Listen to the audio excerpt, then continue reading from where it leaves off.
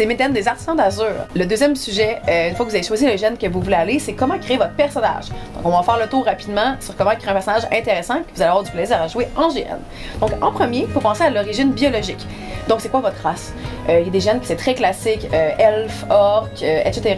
Mais il y en a d'autres qui c'est plus original. Donc vous lisez sur l'univers du jeu, puis vous choisissez dans le fond votre race à partir de ça. On évite absolument les races trop étranges, parce que si tout le monde jouerait un dragon en GN, ben 60 dragons sur un petit terrain, c'est sûr que ça devient bizarre. Par la suite, c'est l'univers. Donc, d'où vient votre personnage? C'est quoi sa culture? Sinon, il y a des factions en jeu, il y a des groupes ethniques, donc d'où votre personnage vient, puis comment ça l'influence dans sa progression, dans le fond. Évidemment, la plupart des gens ont des religions aussi imaginaires, fait que c'est super le fun de vous abonner à une religion, devenir un priant ou une priante, puis dans le fond, ça va influencer votre personnage au courant du jeu. Après, une fois que vous avez choisi ça, là c'est le moment de choisir votre classe. Souvent c'est statistique, mais ça peut aussi influencer sur votre costume ou même son histoire. Donc, si vous jouez un voleur, peut-être que vous ne pourrez pas soigner les blessés. Ben, c'est ça que vous voulez faire en GN. Dans ce cas, choisissez un prêtre, par exemple. Une fois que c'est fait, là c'est le nom du personnage. Souvent on le fait en dernier, mais je vous conseille pas parce que sinon ça va vous suivre toute votre vie, peut-être vous allez faire des mauvais choix. Il y a plein de personnes, de noms de style fantasy qu'on est habitué comme Aubépine, Chantelune, Noir épée, mais vous pouvez aussi vous inspirer dans des noms qui sont plus ethniques, dépendamment de la race que vous jouez, votre origine. Puis il y a plein de sites web qui permettent de trouver puis de générer des noms originaux. Donc une fois que vous googlez un peu, vous allez trouver facilement des noms fantasy super intéressants. Après, c'est vraiment de développer votre personnage, son historique. Ce qu'on appelle communément des backgrounds en GN, c'est votre histoire. Souvent, vous l'écrivez, ça prend 1 page, 2 pages, 10 pages si vous aimez écrire. C'est quoi son histoire, c'est qui sa famille, qu'est-ce qu'il a fait pour se rendre jusqu'à où est-ce que le GN se déroule dans le fond. Puis, ça permet vous allez pouvoir répondre à des questions. C'est qui vos parents? Où est-ce que vous apprenez à vous battre à l'épée? Fait que ça vous donne une bonne base dans le fond pour pouvoir discuter pendant le jeu. Après, c'est votre visuel.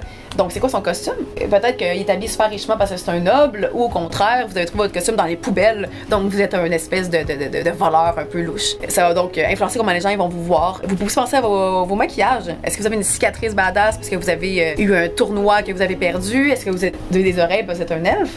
Tout ça influence, dans le fond, comment les gens vont percevoir votre personnage. Après, c'est l'attitude, donc le comportement.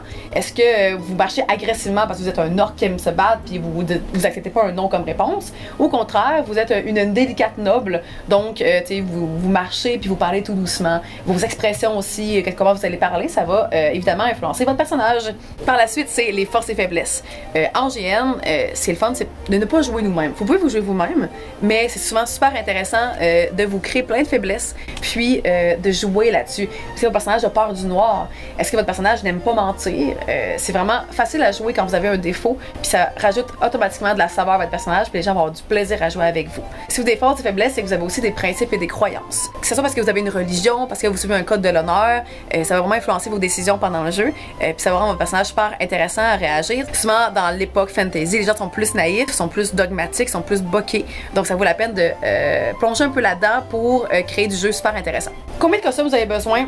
Grosso modo, la réponse est 1. Vous pouvez en avoir plusieurs si vous voulez, comme exemple avoir une armure pour aller vous battre, ou une tunique, un beau manteau, ou une belle robe délicate pour les banquets et les balles. Mais au final, la plupart des gens ont un seul costume qui suit et qui évolue au fil de le personnage. C'est sûr qu'on vous conseille de penser aux éléments. On est au Québec, il fait froid la nuit, donc une bonne cape chaude ou des combines mettant en dessous, c'est important. Ça se peut qu'il pleut, donc il y a des matériaux qui sont plus faciles que d'autres dans le fond pour se réchauffer puis pas avoir trop chaud pendant le jour non plus. Fait qu'on aime ça, les pièces modulaires, les capes que vous ôtez, les choses que vous pouvez rajouter si vous en avez besoin. Et évidemment des bonnes bottes pour pas avoir les pieds mouillés ou avoir mal au pied toute la fin de semaine. Par la suite, combien de persos vous avez? Ça dépend, souvent c'est 1 par GN, mais ces personnages sont pas éternels, donc vous devez penser éventuellement quand vous allez changer de personnage. Ça se peut parce que vous mourrez en jeu. Il y a une grosse bataille, c'est un accident, mais votre personnage est mort, donc ça se peut que là vous changez de personnage. Sinon, ça se peut que votre histoire est terminée. Si vous êtes venu quelque part pour monter une armée, pour regagner votre trône, vous avez regagné votre trône, peut-être que c'est le moment que vous changez de personnage puis que vous trouvez de quoi de nouveau qui va vous inspirer. Ça, c'est super le fun quand on pense à son prochain personnage, quand on aime ça jouer avec ses amis dans un grandeur nature. Donc, il n'y a pas de... c'est pas négatif faire un personnage, souvent c'est juste une opportunité de faire de quoi de nouveau. En plus, il y a des gens qui essaient de faire ce qu'on appelle des resets. Dans le fond, c'est qu'ils remettent tout à zéro. Ils recommencent l'histoire, tout le monde recommence le personnage niveau 1. Fait que ça se peut que vous changez de personnage grâce à ça. Donc j'espère que j'ai répondu à vos questions par rapport sur comment créer un personnage. Au final, faites de quoi que vous êtes trippé, que vous avez envie de jouer puis de vous battre, qui va vraiment vous représenter ou même vous aider à faire des petits défis, comment vous voulez explorer dans le fond, dans le grand de la nature. Donc, créez plein de personnages intéressants de GN, puis ayez beaucoup de fun.